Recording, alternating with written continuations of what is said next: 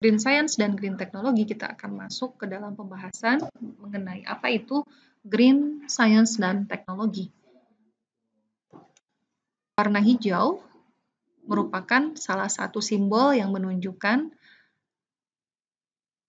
sebuah perilaku atau behavior yang ramah terhadap lingkungan atau mempertimbangkan aspek-aspek lingkungan sebagai indikator yang diprioritaskan. Karena kita paham bahwa semua sumber daya alam yang ada di muka bumi ini tidak mendapatkan suplai atau pasokan dari tempat lain, melainkan hanya mengalami siklus atau perubahan, dan kita sangat bergantung dengan kondisi bumi yang ada, tanpa harus mundur ke belakang. Dengan konsep keberlanjutan ini, maka menjadi perhatian besar mengembangkan ilmu dan teknologi yang memiliki prioritas terhadap lingkungan. Apa tujuan utama dari keberadaan Green Science dan Green Technology? Di antara tujuannya yang paling besar tentu saja adalah menjaga kelangsungan spesies manusia. Kita sebagai makhluk dalam level tertinggi sebetulnya adalah level yang sangat bergantung pada aspek lain. Ketergantungan kita terhadap makhluk dan spesies yang lain menjadikan kita harus lebih bijaksana untuk menjaga kelangsungan spesies kita sendiri. Apakah ada ancaman terhadap kelangsungan spesies manusia? Tentu saja ada. Jadi kepunahan atau ancaman itu tidak hanya untuk spesies selain manusia, tetapi salah satu contoh di antaranya adalah bahwa bagaimana kita melihat perubahan iklim berdasarkan beberapa ilmuwan mengatakan bahwa bisa sangat berpengaruh terhadap kepunahan manusia karena perubahan iklim. Adapun juga yang sekarang kita hadapi hari ini mengenai pandemi global dengan keberadaan virus COVID-19, jadi menunjukkan bahwa kita masih memiliki dan akan selalu ada potensi ancaman untuk menyerang spesies kehidupan spesies manusia. Dan ternyata jauh sebelum virus COVID-19, jauh sebelumnya, seabad yang lalu kita juga pernah mengenal yang disebut dengan flu Spanyol. Tidak sedikit korban yang dicatat mengenai flu Spanyol, juga Ebola virus yang juga cukup besar pengaruhnya terhadap kelangsungan hidup manusia. Dan salah satu upaya kita untuk meyakini bahwa bukan hanya virus saja yang bisa mengancam kelangsungan spesies manusia, tapi juga kondisi fisik dengan iklim dan juga kondisi lainnya seperti radiasi sinar matahari yang bisa berdampak pada kerusakan jaringan kulit dan juga mata. Tujuan lain dari pengembangan Green Science dan Green Technology adalah bagaimana kita bisa menjaga biodiversitas atau keanekaragaman hayati.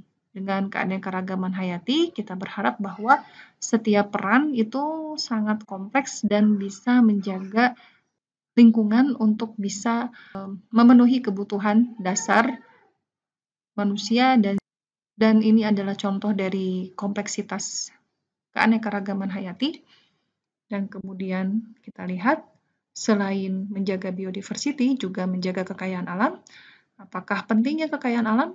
Untuk terutama adalah kekayaan alam sebagai raw material dalam aktivitas yang dilakukan oleh manusia, baik itu aktivitas klasik ataupun industri yang dilakukan dieksploitasi secara masif. Dan yang terakhir adalah tentu saja tujuan dari Green Science dan pengembangan teknologi untuk mencapai sustainability itu sendiri. Adapun irisan antara peluang revolusi industri dan sustainability, menurut World Federation of Engineering Organization tahun 2002, menyatakan bahwa sebetulnya yang memiliki peranan besar dalam meningkatkan standar kehidupan dunia adalah para engineers. Oleh karena itu, ini tentu bisa menjadi berpengaruh jika setiap engineer memiliki visi dan misi dalam melanjutkan perkembangan berkelanjutan tersebut. Kenapa? Karena di dalam revolusi industri keempat ini ada peluang dan di dalam waktu yang sama kita juga mendapatkan tantangan dari sustainability. Maka jika kita mampu melakukan kolaborasi keduanya, ini menjadi sebuah prospek masa depan yang sangat-sangat baik untuk keberlanjutan kita. Beberapa aspek penting tentu saja adalah daya dukung bumi. Dan kalau kita melihat bagaimana sejarah menunjukkan evolusi dari regulasi yang berlaku di sepanjang abad kehidupan manusia sebelum tahun 1980 di mana regulasi mengatur setiap proses di akhir saja. Kemudian ya di output atau kita kenal dengan istilah end of pipe pollution control ternyata tidak terlalu berpengaruh besar karena ketika kita fokus hanya pada end of pipe maka di sini dibutuhkan biaya pengolahan limbah untuk bisa meminimalisir atau keluarannya efluennya setara di bawah nilai ambang batas yang diperbolehkan. Dan proses ini tidak mudah karena biaya pengolahan cukup tinggi sehingga memerlukan sebuah kekuatan tekad dari perusahaan untuk tidak absen dalam mengolah limbahnya. Proses ini akhirnya berkembang menjadi upaya baru yaitu pada tahun 1980 mulai berpikir untuk mencegah terjadinya polusi dengan cara bagaimana kita bisa mereduce penggunaan material-material yang bisa menyebabkan polutan dan juga menggunakan konsep recycle dan reuse. Dengan kata lain, pollution prevention itu fokus pada proses, ya. Bukan analisis dari proses tersebut mana yang perlu direduce dan mana yang kemudian bisa kita lakukan evaluasi untuk di-recycle dan di-reduce. Namun ternyata proses ini sangat berpengaruh kalau kita kemudian hanya fokus pada proses, kita tahu bahwa proses ini sangat tergantung kepada input. Oleh karenanya, mulailah pengembangan yang disebut dengan Design for Environment. Dan DFA atau Design for Environment ini merupakan bagian dari pengembangan evolusi regulasi untuk menuju ke arah kita berdiri saat ini, yaitu bagaimana bisa mewujudkan sustainable development atau tanggung jawab secara individual dan corporate perusahaan terutama dalam mengembangkan sumber daya lingkungan dan juga ekonomi. Nah, kita lihat bahwa teknologi pada dasarnya selalu memiliki atau membawa hal-hal yang baru. Namun ini harus kita sadari bahwa ada yang disebut dengan law of unintended consequence atau hukum dari akibat yang tidak diundang. Sebetulnya konsep ini sudah berlangsung cukup lama, namun baru populer kembali sekitar abad tahun ke-20, yaitu oleh Robert K. Merton yang kemudian menunjukkan kepada kita bahwa setiap hal yang baru itu pasti ada dampak yang dibawa. Selain apa yang kita dapatkan hari ini, ketika kita mengenal teknologi baru, maka teknologi baru itu pasti yang ditunjukkan adalah kelebihan-kelebihan. Namun biasanya kita juga tidak menyadari bahwa pada teknologi baru itu ada masalah yang tak terlihat. Dan masalah yang tak terlihat ini kita kenal dengan the law of unintended consequence. Contohnya seperti ketika senjata, maka gambar ini menunjukkan tanpa sadar senjata itu akan mengarah kepada orang yang menggunakannya. Meskipun tidak secara langsung, tapi proses ini sangat mungkin terjadi. Atau kurang lebih apa yang disebut dengan law of unintended consequence adalah seperti kita merobohkan jajaran kartu domino dan tanpa kita sadari akan tiba saatnya kartu domino itu sampai kepada kita. Disinilah yang disebut dengan efek balas dendam. Kenapa? Untuk bisa memahami konsep ini dan berupaya untuk mencegahnya, maka mulai dikenalkan kembali yang disebut dengan green technology. Dan komponen terpenting dari green technology adalah kita bisa melakukan sebuah assessment dari keseluruhan proses secara komprehensif atau dikenal dengan life cycle analysis. Disingkat menjadi LCA. LCA atau LCA ini merupakan sebuah konsep yang dilakukan untuk melakukan assessment atau analisis atau evaluasi sejauh mana sebuah produk itu memiliki siklus hidup dari mulai dilahirkan sampai di akhir atau di kuburnya.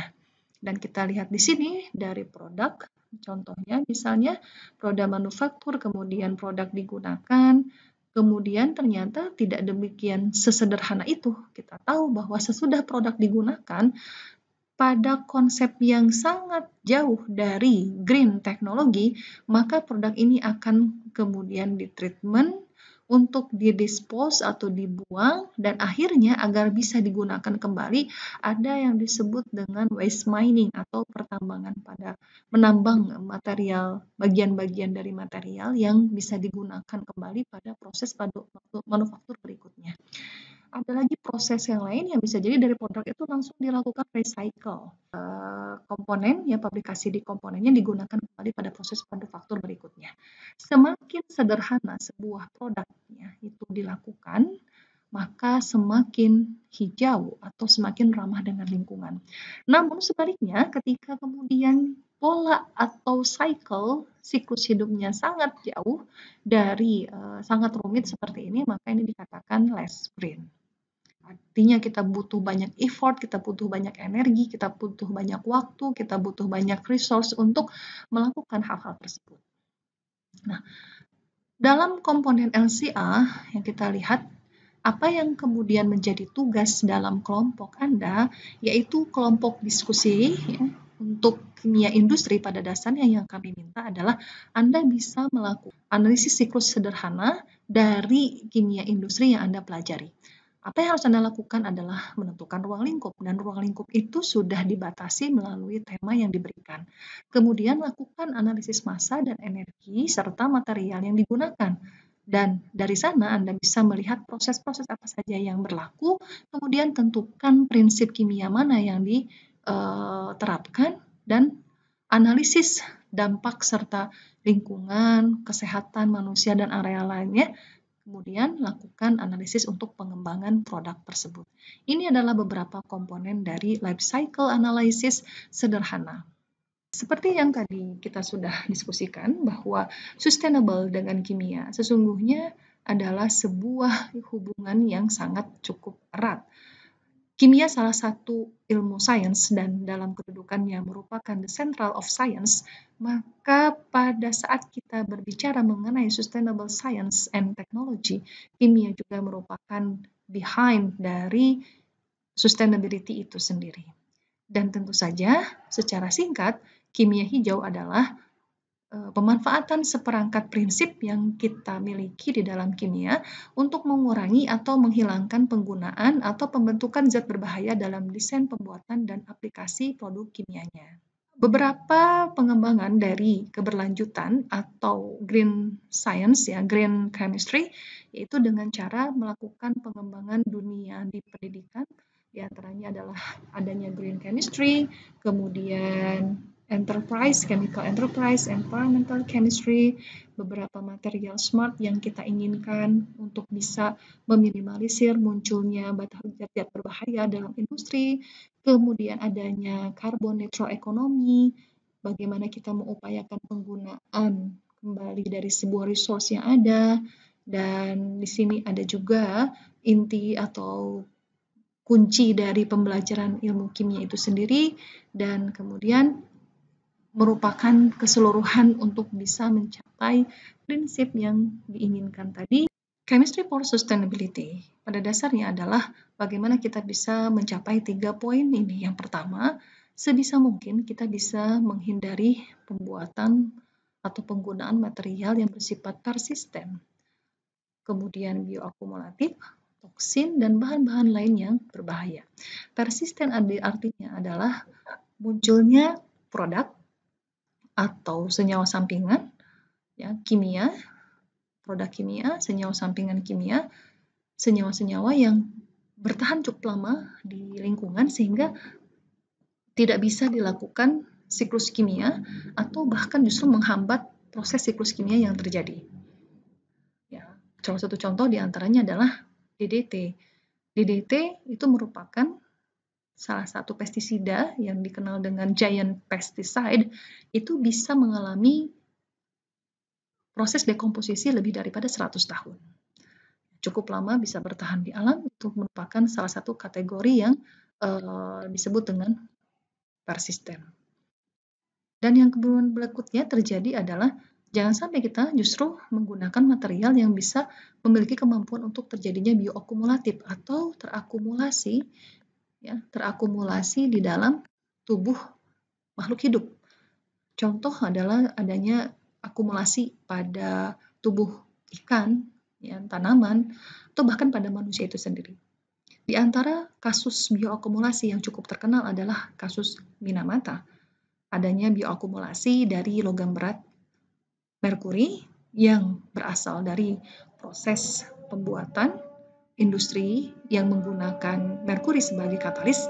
Kemudian merkuri tersebut terakumulasi dalam tubuh ikan dikonsumsi oleh manusia, terjadilah bioakumulasi sampai dosis yang efektif hingga akhirnya menunjukkan sebuah simptom gangguan saraf.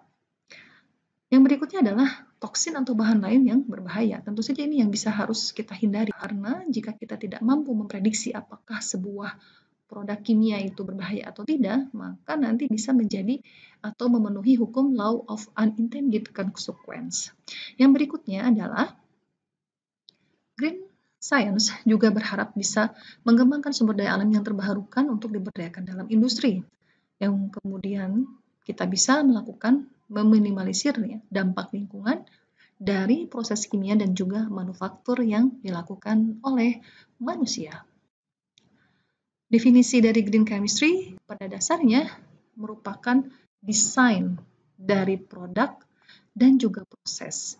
Ya, bisa Anda bayangkan, desain dari produk dan proses ini sangat kompleks untuk bisa mengurangi atau bahkan mengeliminasi penggunaan dan dihasilkannya zat-zat atau senyawa-senyawa yang berbahaya.